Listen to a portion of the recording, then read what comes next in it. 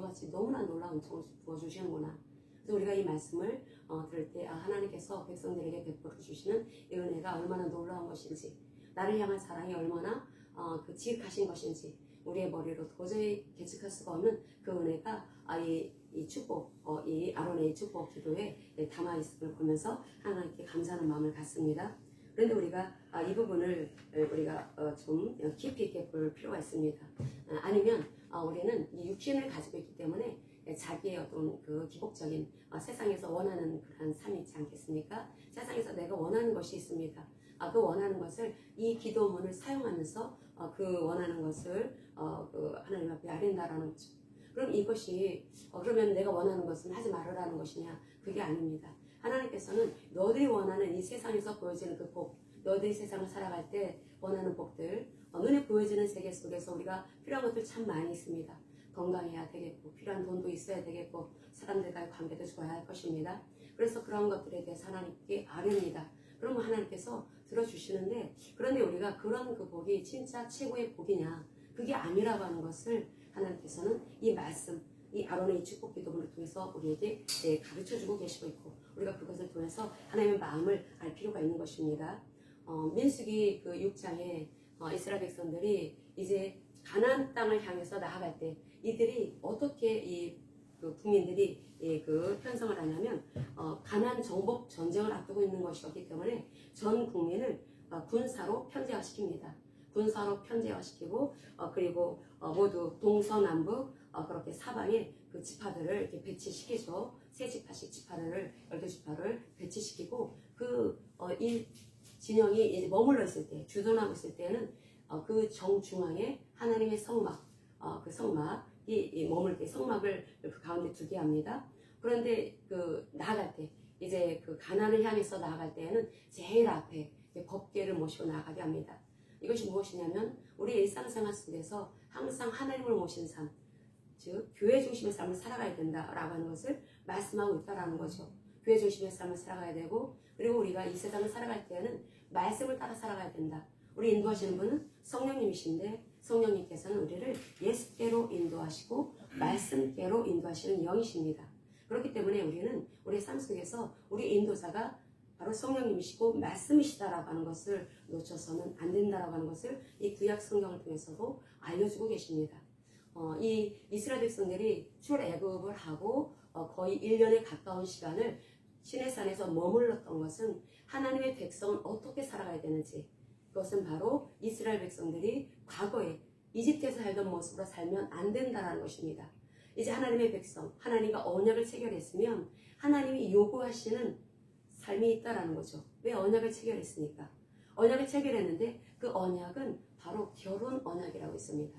하나님과 이스라엘 백성들은 마치 신랑이 신부와 결혼하는 것처럼, 남자와 여자가 결혼하는 것처럼, 그래서 신랑과 신부의 관계가 되는 것처럼 하나님께서는 이스라엘이 하나님과 결혼 관계를 맺어서 언약을 체결한 것입니다. 그래서 신랑 대신 하나님께 순결한 삶, 정결한 삶, 순전한 삶을 살기를 요구하신다는 것입니다. 그러면 어떻게 하는 것이 순전한 삶, 정결한 삶, 바로 하나님이 원하시는 신부된 삶일까? 그것은 바로 이 세상에서 살던 자기 중심의 삶을 살아가는 것이 아니라 나 중심의 이기적인 욕구를 통해서 내가 마음껏 그동안에 살던 그런 삶이 아니라 이제 하나님 중심의 삶을 살아가야 된다는 것입니다. 나 중심의 삶을 살아가게 되면, 나 감정 중심, 내 생각 중심, 내 생각이 기준이 되면은 우리는 그것이 옳아 보이는 것 같아도 내가 지금까지 살아오면서 삶의 경험칙상 이렇게 사는 것이 좋아. 내가 신앙생활을 오래 해봤는데 내가 그 신앙생활 하던 그 경험칙상 이렇게 하는 것이 좋더라 라고 해서 그것으로 기준으로 삼으면, 그것이 말씀하고 합치되면 괜찮은데 말씀과 어긋날 수 있습니다. 그렇게 되면은 이 말씀과 어긋난 자기 중심의 삶은 나를 어떤 길로 가게 하냐면 바로 마귀가 좋아하는 그 넓은 길로 가게 한다라는 것입니다. 이 세상의 신은 마귀다 라고 말씀을 합니다. 이 세상에 살고 있는 모든 사람들, 코에 숨이 붙어 있는 모든 사람들은 원하든 원하지 않든 모두 영적 세계에 노출되어서 있습니다. 우리는 바로 예수 그리스도를 통해서 하나님 나라에 들어와서 그 영적 세계에 그 은혜를 입고 있는 사람들이고, 이 바깥의 세상에서 예수를 모르는 사람들은 바로 자기 중심의 삶을 살아가면서 세상의 신, 이 세상의 영, 이 세상의 영인 악한 마귀의 지배하에 있는 사람들이라는 거죠.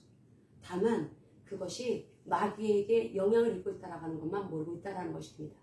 왜냐? 영적으로 무지하기 때문에. 영적으로 왜 무지할까? 세상에서 정말 똑똑하고 많이 배우고 세상에서 많은 학식을 가지고 있는 사람들, 그렇게 세상에 널리고 널렸는데, 그렇게 널리고 널렸어도 영적 세계, 영적인 지식은 무지합니다. 왜냐하면 영적 세계는 영적 죽음을 가진 사람들은 알 수가 없는 세계이기 때문에, 그래서 자기 중심으로 자기가 옳다고 여기는 대로 살아가게 된다라는 거죠. 그러면 우리는 예수 그리스도를 통해서 하나님의 생명을 가졌습니다.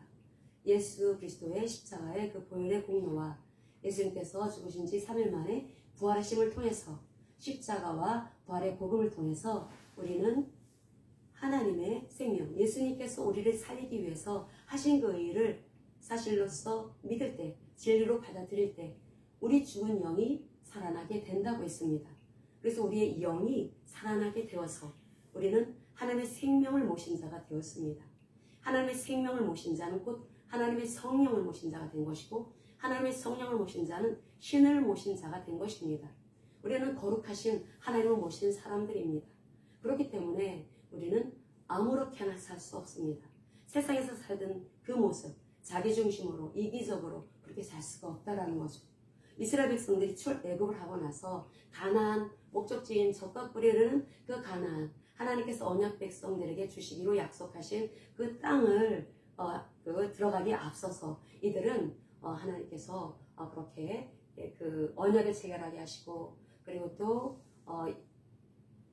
성막을 짓게 하시고, 그리고 또 율법을 또 이 말씀을 주심으로써 어떻게 하면은 신부된 이스라엘 백성들이 바른 삶을 살아갈 수가 있는 것인지, 하나님이 좋아하시는, 하나님이 원하시는 삶을 살아갈 수가 있는 것인지에 대해서 하나님께서는 말씀을 되게 대표적으로 십계명 말씀을 통해서 알려주십니다. 그것을 알려주시고, 그리고 그렇게 이 백성들이 하나님의 말씀을 받았으면은 이제 가나안 땅을 향해서 나가야 되는데, 그동안에 이제 살던 자기 편한 대로 그렇게 친한 사람들이 모여서 옹기종기 모여서 그렇게 가나안 땅을 향해서 가는 것이 아니라 군대로 편성하라라고 말씀을 하십니다. 군대로 편성을 하시고, 그래서 군대 조직으로 편성하게 하십니다. 군대 조직으로 편성한다라는 것은 영적 세계에 있어서 우리는 항상 우리가 전쟁에 노출되어서 있다라는 거죠. 우리는 항상 영적 전쟁을 해야 되는 사람들입니다. 영적 전쟁을 치러야 합니다.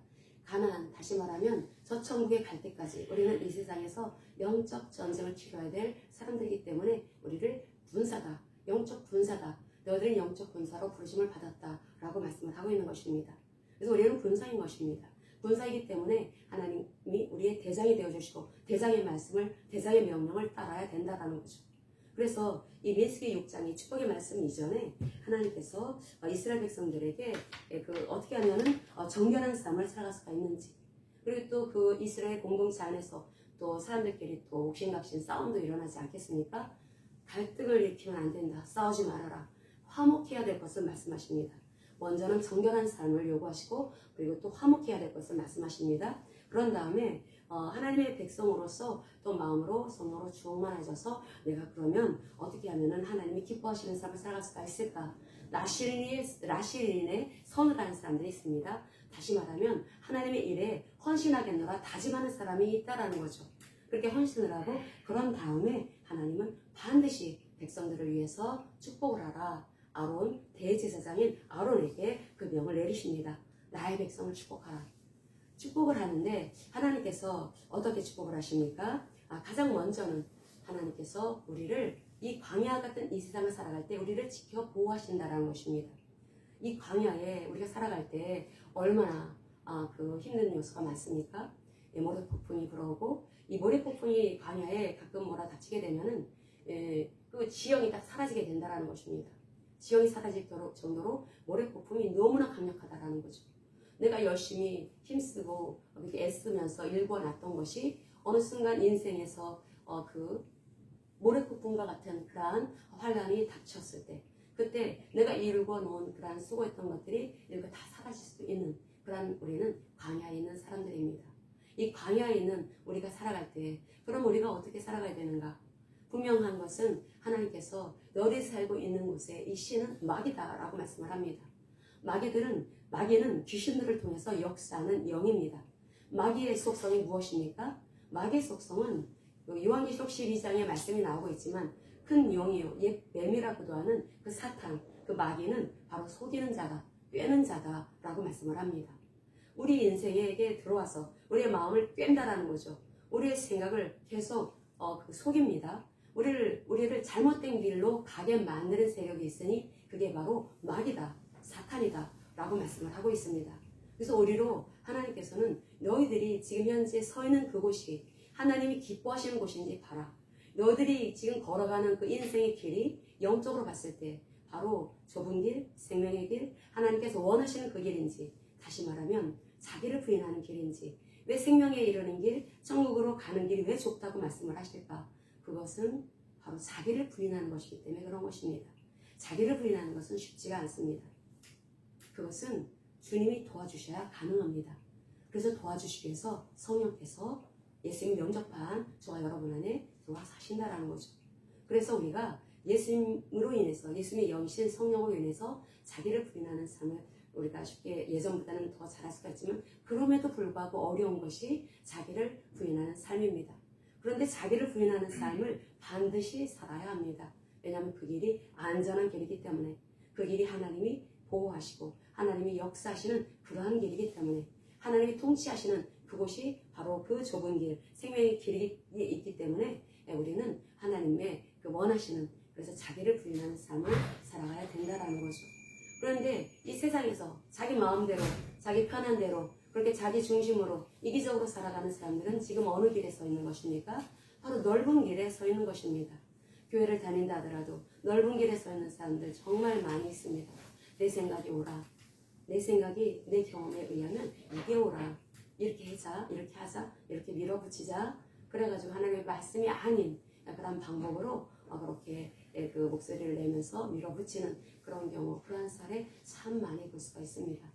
우리는 분명히 민수기서 6장에서 하나님께서 축복을 주실 때 아론에게 내 백성을 위해서 축복을 하라고 하시고 그렇게 축복의 말씀을 주시기 전에 이 화목에 대한 말씀을 주셨다라고 하는 것에 귀를 기울일 필요가 있습니다.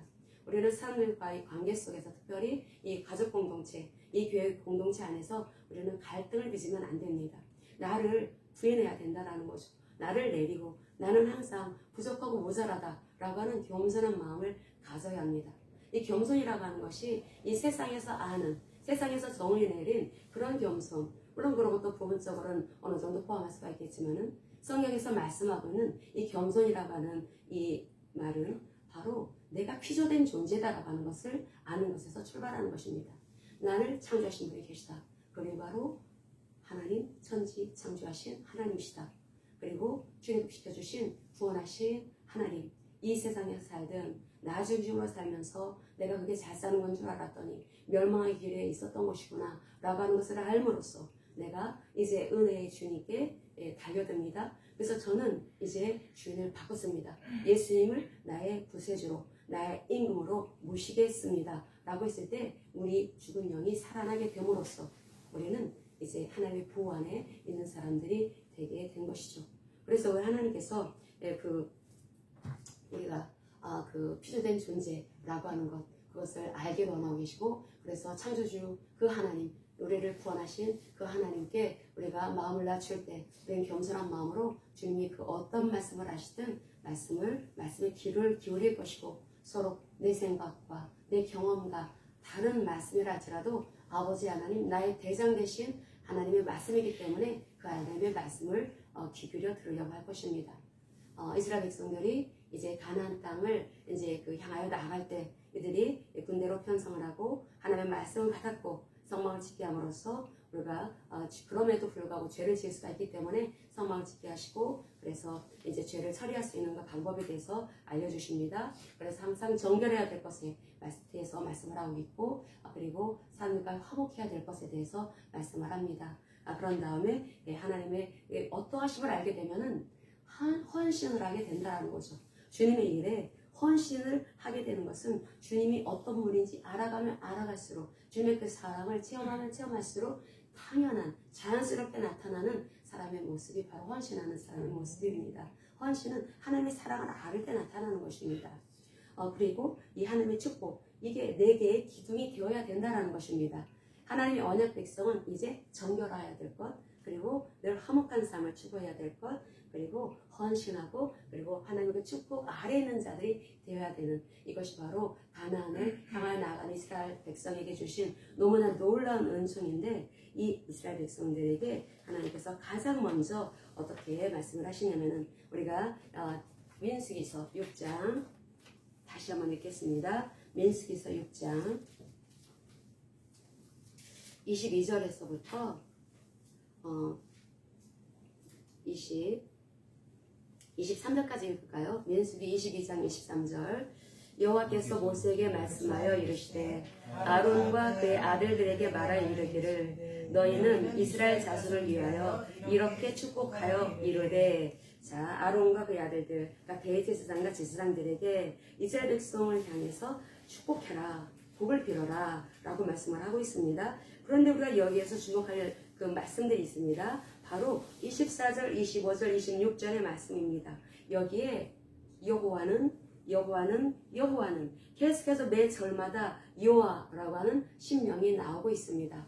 여호와라고 하는 이 신명은 언약을 체결하신 하나님이라고 하는 뜻입니다.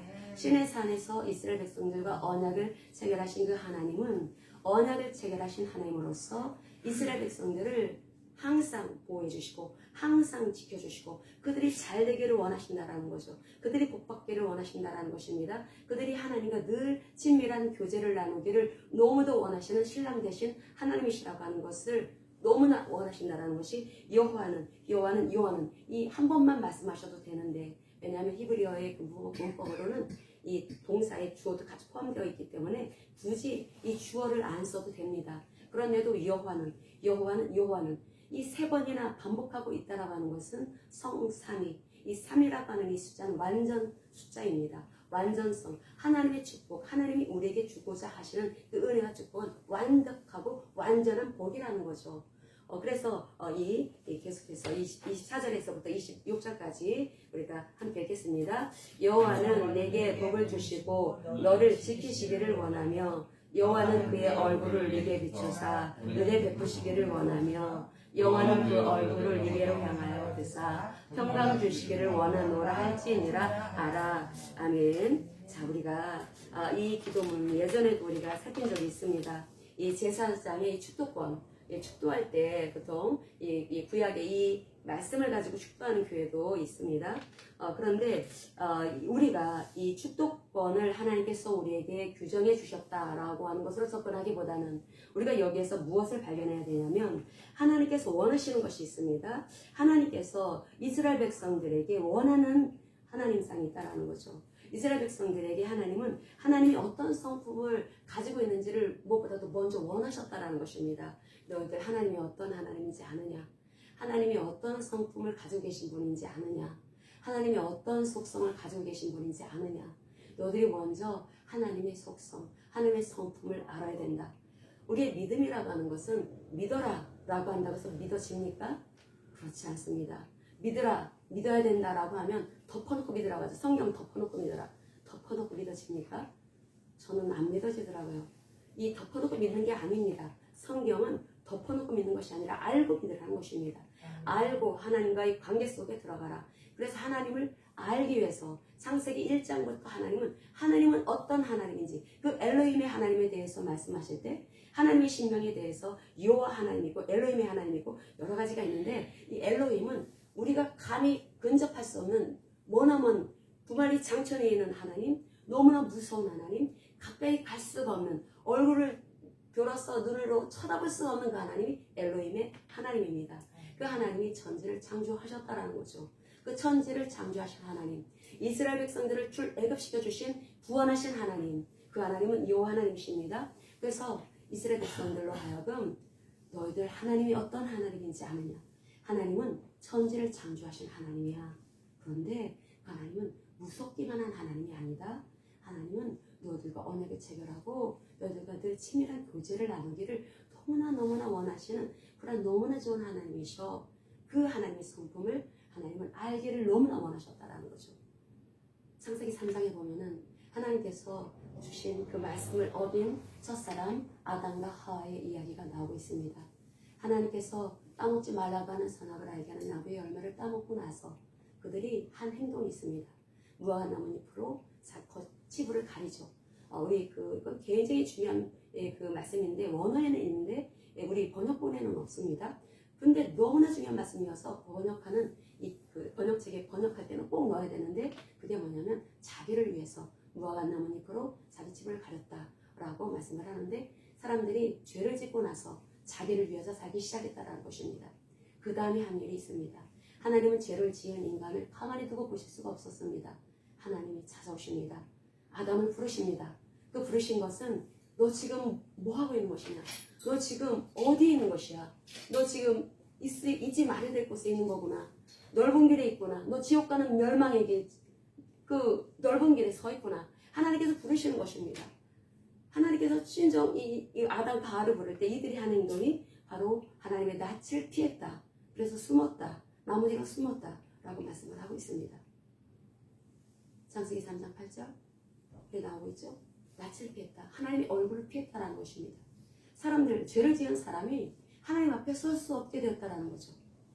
하나님이 여호와 하나님께서는 백성들과 하나님이 당신의 그 형상으로 지어진 이 사람들하고 교제 나누기를 원하시는데 사람이 죄를 짓고 나서 피합니다. 피하고 나서 하나님께서는 인류를 구속하시기 위해서 하나님께서 이제 언약을 체결하시죠. 그걸 원시 복음이라고 하는 창세기 3장 15절의 말씀입니다. 이 그리스도를 보내주겠다라고 말씀하시죠. 여자이시로 그리스도를 보내주겠다. 그런데 이 그리스도가 오시기까지 이스라엘 백성들은 하나님과 언약을 체결하면서 이제 계속 하나님의 말씀을 따라 했습니다. 그리스도가 오시고 예수가 그리스도의 일을 하심으로써 하나님께서는 예수가 바로 창세기 3장 15절에서 언약하신 그 약속하신 그리스도이시다. 예수가 그리스도의 일을 하심으로써 인류를 살리실 그 하나님이 오셨다라고 하는 것을 하나님께서는 알려주십니다. 그러므로써 우리가 신약에 보면은 귀신 얘기 참 많이 나옵니다. 예수님이 가시는 곳곳마다 귀신 들린 사람들 이야기가 참 많이 나오죠. 근데 구약에는 귀신 얘기가 없습니다. 왜 그럴까요? 이때는 이 예수님이 오시기 전에는 사람들이 영이 죽은 상태에 있기 때문에 하나님의 말씀을 어긴 자는 하나님 앞에 설 수가 없습니다. 이 하나님의 말씀을 어겼기 때문에 이제 먹는 날에는 정령 죽으리라. 바로 영이 죽게 되었죠. 그래서 영이 죽어버려서 이제 사람들은 혼과 육을 가지고만 살게 되었습니다. 혼, 바로 지, 정, 의, 내 마음, 내 감정, 내 이 생각, 내 의지, 이 부분과 내 몸뚱아리, 이 육신을 가지고 사람들은 살게 됩니다.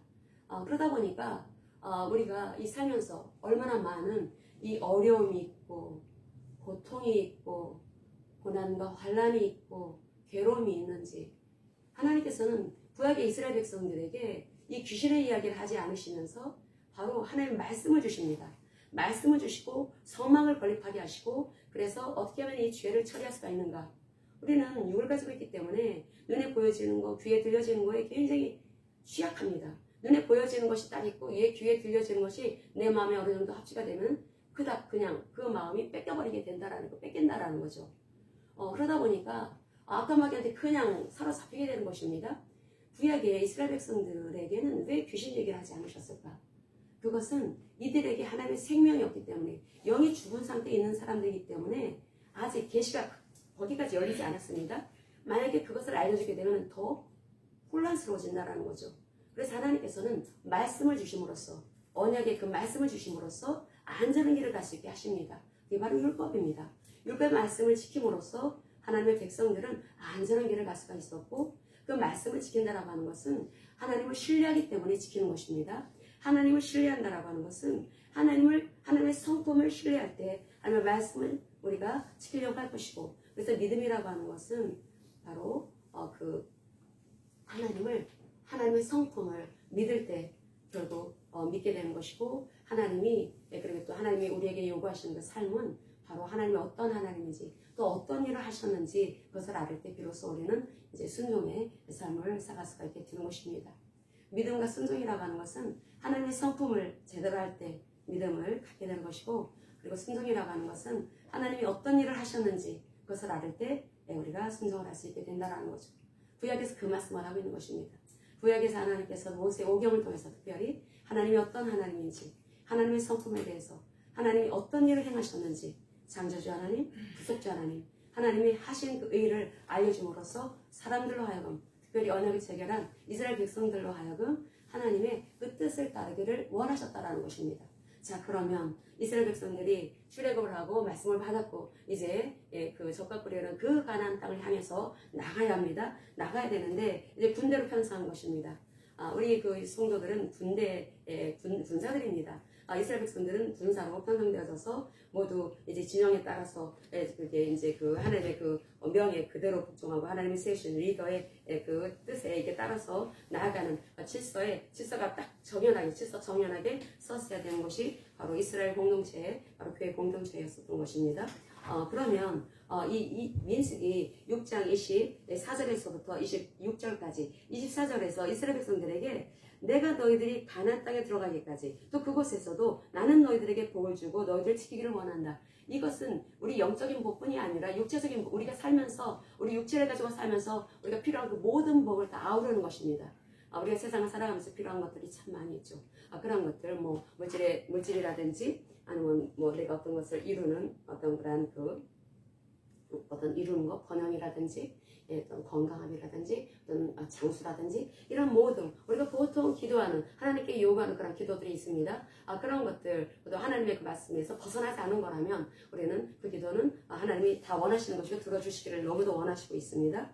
그래서 이 악의 세력으로부터 하나님께서는 우리를 구해 주시기를 원하고 그리고 질병으로부터 재해로부터 위험한 요소로부터 하나님 우리를 지켜주시겠다라고 말씀을 하고 있습니다. 그렇게 지켜주시고 그리고 그 다음에 25절에서부터 26절까지에 어떤 말씀이 나오냐면 그의 얼굴이라고 하는 말씀이 나옵니다. 여호와는 그의 얼굴을 네게 비추사. 이 얼굴은 하나님이 그 영이신데 어떻게 얼굴을 가지고 있다고 할까? 이것이 바로 그 하나님이 어떤 분인지를 그 이해하기 쉬우라고 신인 동형 동성역적 표현이라고 하는데, 근데 이것이 바로 얼굴이라고 하는 것은 하나님의 성품을 뜻하는 것입니다. 하나님의 얼굴이라고 말을 할 때 하나님의 성품을 말한다라는 거죠. 하나님의 이 성품이 하나님의 얼굴의 그 빛이 하나님의 그 성품의 빛이 이스라엘 백성을 향하여서 비추어 주신다라는 것입니다. 하나님의 그 성품, 하나님이 어떤 분인지를 알을 때 우리의 내면 안에 그 빛이 비추어지게 됨으로 인해서 내 안에 죄성이 보입니다. 내가 이렇게 이기적이었네. 하나님의 그 말씀에 그 빛이 내 심령에 비추어지게 되었을 때 내가 어떻게 나밖에 몰랐을까? 그것을 처음에는 잘 모릅니다. 그래서 하나님의 말씀과 교제를 할 때 하나님과 항상 그 말씀을 통해서 그렇게 친밀한 교제를 나눌 때 우리가 점점 하나님의 그 말씀에서 어긋난 삶이 보여진다라는 거죠. 그래서 하나님께서는 이스라엘 백성들에게 하나님의 성품을 알기를 원하신다라고 말씀을 하고 있다는 것입니다. 그래서 하나님의 그 얼굴, 하나님의 성품이 이스라엘 백성들에게 비추어 주셔서 은혜를 베푸시기를 원한다라고 하는 것은 너의 그 죄성이 이제 점점 하나님의 말씀으로 다루어지면서 의의 본성, 의로운 삶을 추구하는 삶이 된다라는 거죠. 우리가 신약의 언어로 말한다면은 하나님께서 예수 그리스도를 통해서 우리를 의롭게 하십니다. 우리가 세상에서 아무리 악하게 살고 아무리 예전에 김대두 사람을 무진장만이 죽인 살인자가 있었었는데 그렇게 김대두와 같이 많은 사람을 죽이는 살인범이라 할지라도 그 사람이 예수가 그리스도로서 하신 그 일을 믿을 때, 진실로 믿을 때, 그리고 주인을 바꿔야 합니다. 저분이면 내가 살 수가 있겠구나. 저 예수님이 그리스도로 하신 그 일을 들으면서 내가 저분 예수 그리스도를 나의 주인으로 모실 때 내 인생은 완전히 달라지겠구나. 그래서 굳게 믿고 그분을 나의 주인으로 나의 구세주로 믿을 때 아무리 김대두 같은 사람도 그 영적 죽음 상태에 있던 그 사람에게 하나님의 생명이 임하심으로써 하나님의 생명이 임하셔야 성령이 오실 수가 있는 것입니다. 영이 죽은 상태에 있는 사람에게는 죄가 가득하기 때문에 하나님의 영신 성령께서 오실 수가 없는 것입니다.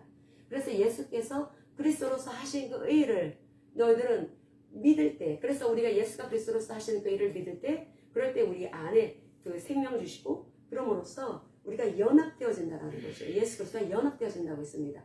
그분이 우리를 살리기 위해서 바로 십자가에서 죽으시고 죽으신 지 3일 만에 부활을 하시죠. 그래서 그 일을 우리가 사실로서 이렇게 받아들일 때 우리 안에 죽은 영이 살아나게 됨으로써 성령이 와 계시고, 그러면서 우리는 그리스도의 영신 성령과 하나 되어진 삶을 살아가게 되는데, 그래서 주와 합하는 자는 한 영이다 라고 말씀하고 있는 것입니다. 그럼 우리를 나는 죄인이었는데 의롭게 되었다, 칭의라고 하는 말씀을 합니다. 나는 죄인이었는데 김래도 같이 그렇게 악한 인간도 예수님이 하신 일을 믿을 때 의인이다, 너는 의롭다 라고 칭해 주시는 것입니다. 그것은 하나님이 그렇게 정하셨다라는 거죠. 세상에서 선한 일을 많이 하고 구제를 많이 하고 어떤 선행을 많이 하고 뭐 3,000배를 하고 뭐 몇천 배를 하고 그래서 하나님이 받아주시는 것이 아니라, 하나님께서는 이 죄악된 삶을 살아가는, 모두 다 자기중심적이고 이기적으로 다 그렇게 살아갑니다. 그런 사람들이 어떻게 해야지 의로울 수가 있을까? 그래서 내가 선행을 많이 해서 의롭게 되는 것이 아니라, 구제를 많이 했다고 해서 의롭게 되는 것이 아니라, 예수님이 하신 그 일을 믿을 때 의롭다라고 여겨주시고, 그럼으로써 우리 안에 들어오심으로써 우리와 한 영이 되어주신다라고 하는 거, 우리가 고린도후서 말씀 찾아보겠습니다. 주 합하는 자는 한 영이다 라고 하는 말씀. 주 합하는 자는 한 영이다. 고린도전서 6장 17절을 보겠습니다. 고린도전서 6장 17절.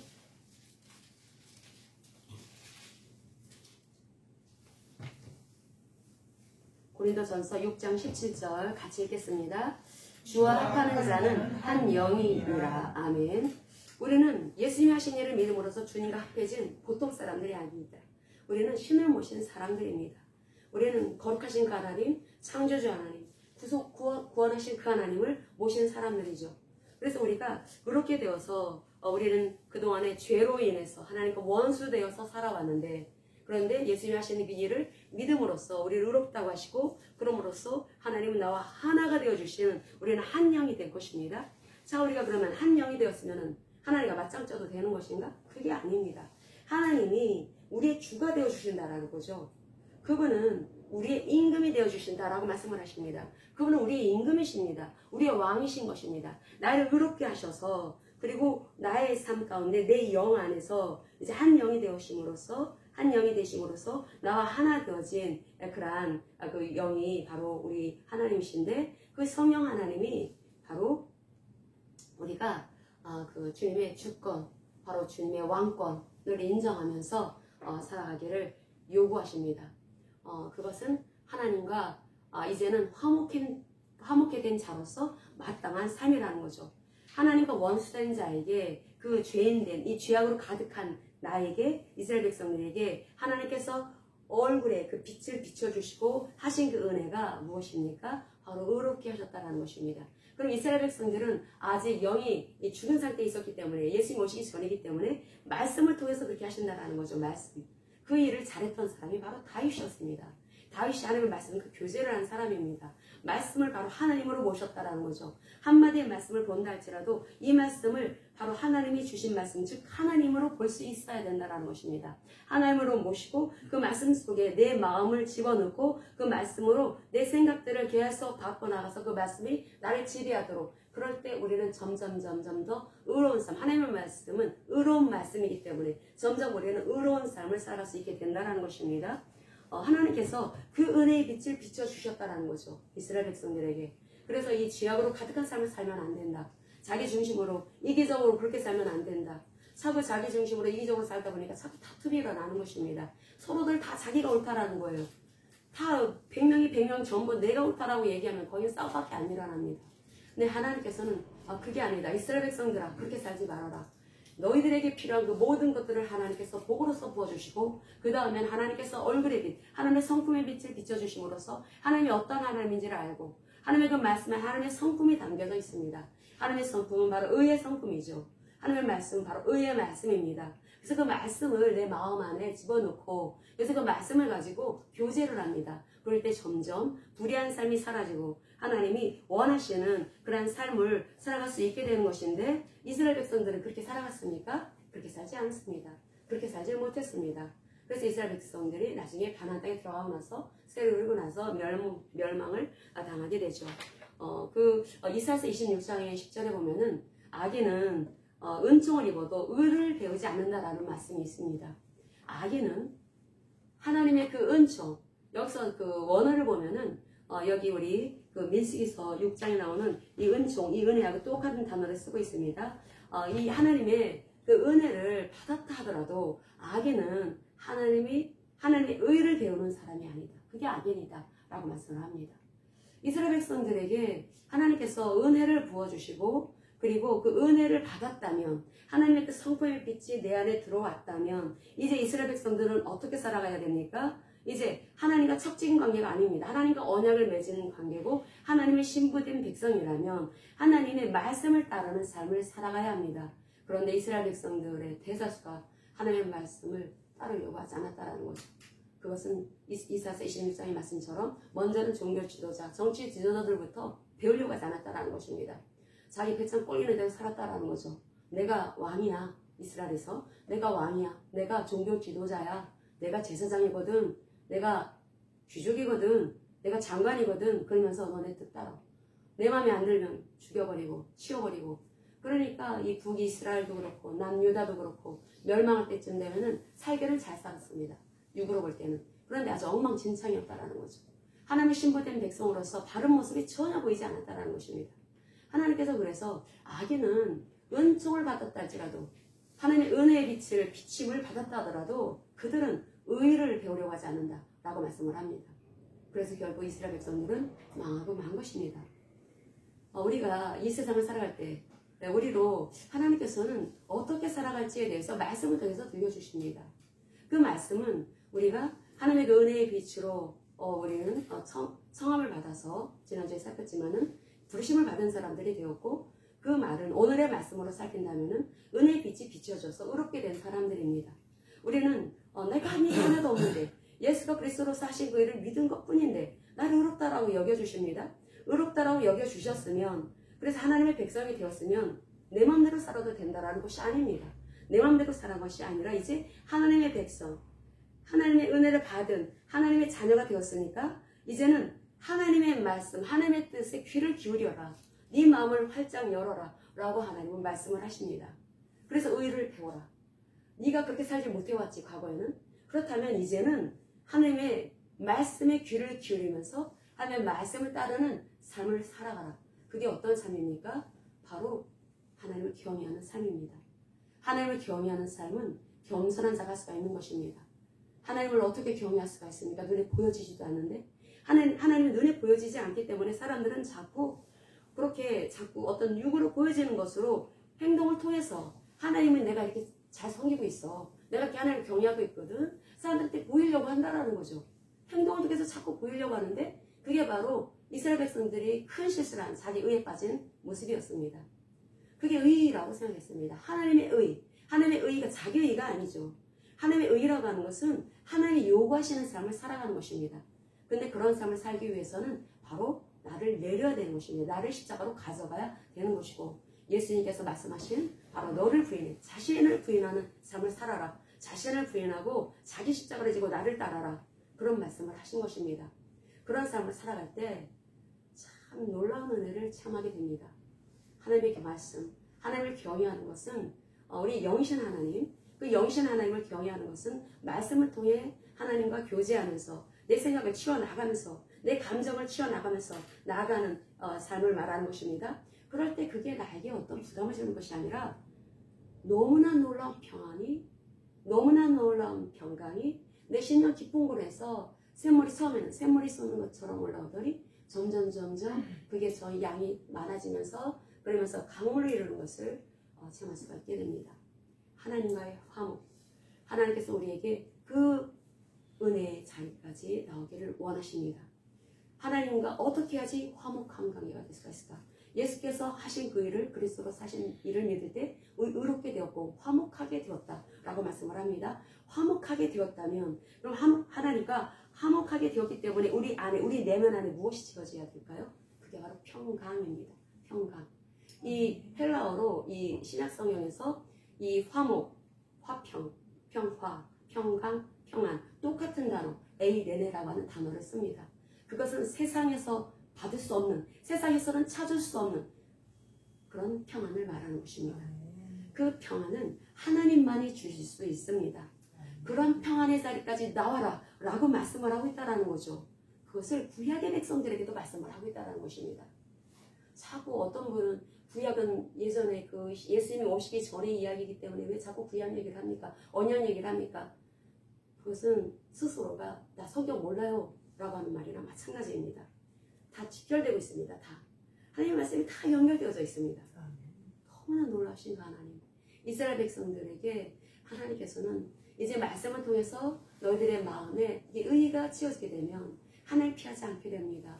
죄를 지은 인간이 하나님의 얼굴빛을 피하죠. 하나님의 낯을 피합니다. 하나님의 낯을 피하면 그만큼 어둠이 내 삶을 지배하게 됩니다. 우리는 하나님께 다가가야 합니다. 하나님이 빛이십니다. 빛 가운데로 나아가야 된다는 거죠. 하나님의 얼굴을 피한다는 것은, 하나님의 낯을 피한다는 것은 나는 더 어둠 가운데 나가겠다. 영적으로